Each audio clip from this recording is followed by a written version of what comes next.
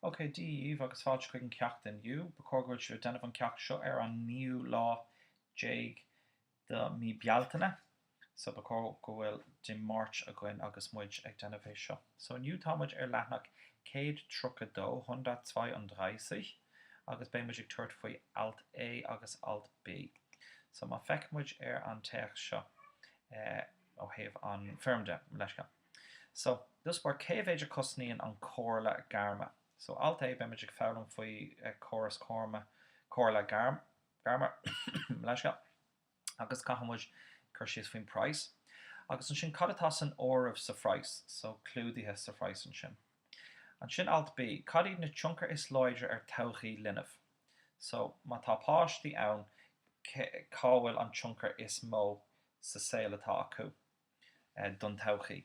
Agus an sin, cén tionchar a bhíonn ag tuismitheoirí ag agchuid leanaí de réir an text. Arís, ní mé géirí do cóirla nó do taithí. Caithí gacrod sna léamhtuiscin seo a bheith bunaithe ar an text. Beidir go an rud atá arágad i gceart sa fíorhéal ach níl sin an task don áirteist agus tá muid ag dul dro an áirteist inis. So de réir an text agus de réir an text amháin. So an sin brú ar send agus submit nuair tá sé bhré. So just the rálibh, tá an teach seo anna dheacair. Tá an Germánis trom ar agus tá sé casta. Ach má leanann sé bhráid leis na fís an seo, béis sé bhí ann fáil tríd gacrod. Is tá bhfuil tásúil gom. So dheomid an ceann. So rachmuid le dearab tuis gan dáin seo. So na, was willst du später machen? Cad atá tú ag éirí a dhéanamh níos duine. Die Frage sorgt bei vielen Jugendlichen vor Ausschlag. So, tá seo anna costa. Maar Ausschlag, sin an Germánis ar gríos, sin ras. So, ní aistríonn an rud seo iontach go aonseanga eile. Ach tá sé grá sorgan sin chuiristeach daoine áige. So, cuireann an ceis seo isteach ar daoine áige cosú le gríos. So, die Frage sorgt bei vielen Jugendlichen für Ausschlag. So, für Sorgen. Für Ausschlag sorgen. Ja, cuireann sé isteach ar cosú le gríos. Nu just cuireann sé isteach, nu cuireann si cantalach iad. Nu tá sé cosú le rud ag an cantalach nu cosú le gríos. Céim fá, sie wissen es nicht, maar níl is acu. Sie wissen es nicht. So cad gur bhaith leat a dhéanamh sa todhchaí, cuireann an ceis sin isteach ar daoine áige cosú le gríos, tuis nach bhfuil is acu. Sie wissen es nicht. Die Kunden dieser Arbeitsagentur, so na customary, die Kunden dieser, now rinne mar an agentur sa léamhtuiscin deirí, sa gníomhaireacht fustaíocht. So, na customary don gníomhaireacht fustaíochta seo, das sind meisten Menschen im Alter von 16 bis 25. Tá siad don fórmhór, nu don cuid is mó, daoine atá san ís, nu san ísgrúpa 16 go 25 mit Abitur, leis an áirteist. So, tá siad nig feiceant ar an gníomhaireacht fustaíochta seo, agus tá fórmhór das na daoine ann idir 16 agus 25 agus tá an Abitur denta acu. Das sind junge Menschen, siad san daoine óga, die nicht wissen nach bhfuil is acu, was sie als Beruf ausüben möchten. Na, ausüben sin, go hána éasca sin just cleachta. So, cad gur bhaithló á cleachta mar fust. Cad gur bhaithló möchten, ich möchte etwas, bhaithlóm rud aigen. Cad gur bhaithló mar garam nu mar fust á cleachta. So, what type of job they want to practice. So, degan ná ní úsáidmuid an focail cleachta nuair támuid a caint faoi slí batha agus gacrad as gaeilge ach beidir den sin níos mó cí leis an béarla an sin. Die Karriere Beratung, sin an focail rataríis, cóirla. Die Karriereberatung, so an cóirla fustaíocht, kostet 1.500 €, kosten se 1.500 €, inklusiv san orb. Nachfragen. Now, nachfragen. Pín sa tón a gom leis an focail seo. Nachfragen tá roint míú sin freigar tuairt arás gacrad, ach sa cá seo cilíonn sé a isrúchan. So, den sé cí leis an abertumlan. Inklusiv nachfragen in den ersten 12 Monaten danach.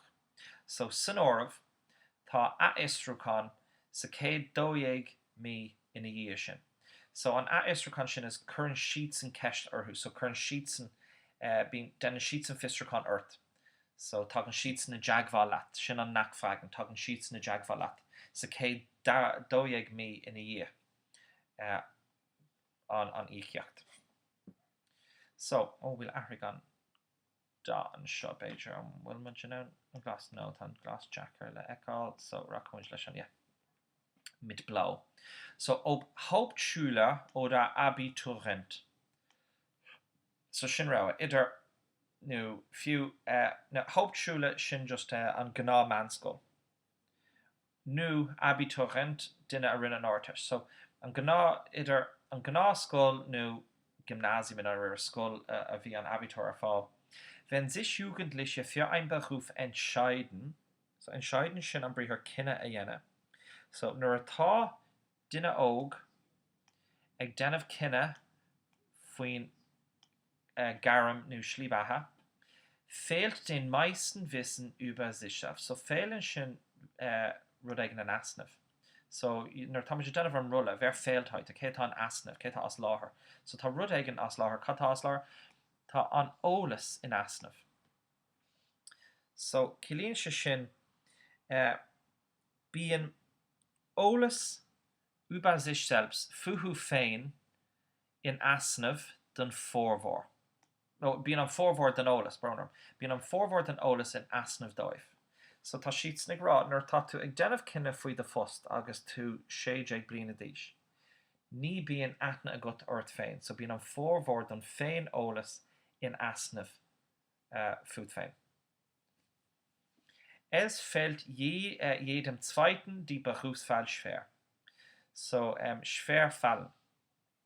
Cilíonn sé sin go bhfuil sé anna dheacair gach dara duine, jedem Zweiten, gach dara duine an cinenne fostaíochta a dhéanamh. So, schwer. Tá sé deacair gach dara duine an cinenne fost a dhéanamh. Was kann ich überhaupt? Cad gur féidir lom a dhéanamh thar aon rud eile, überhaupt, thar aon rud eile. Cad gur féidir lom, cad tom ábalta a dhéanamh thar gach rud eile. Seo an freagra, professionelle Beratung versuchen. Diese Frage zu klären. So, cóirla profisiúnta allurg versuchen chun an ceist seo a choléirú. Zu klären. Klären, Brunner, klären.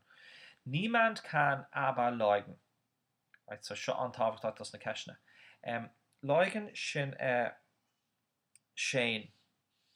So sin an bearla deny. So Shane. Ní féidir le aine a chéine das Elternhaus und Schulform für die Zukunft von Schülern zahlen.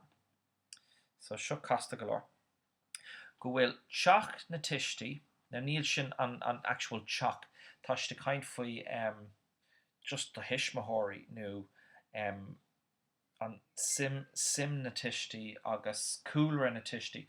Eltern teach, cúlra, riar cúlra na tistí, agus an siúlform, agus an sais scoil, go zahlen sé für die Zukunft von Schülern.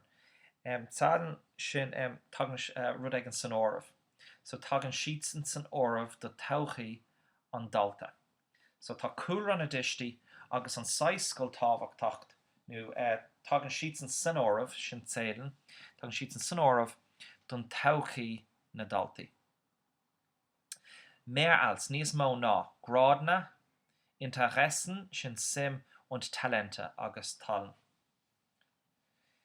So sin, well, de réir an text sin tá cúlra tistí agus an sais scoil in á riar an tionkar nó an rud is tábhachtaí le tógáil san ormh níos mó ná grádanna, simena agus talan.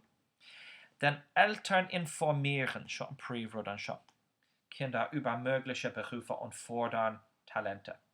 So, tugan na tiismóirí ólas dus na fáistí faoi na postanna is fearr, na féidirachtaí, mögliche.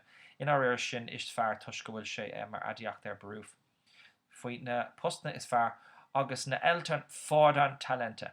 Curann siad san talan chun cín.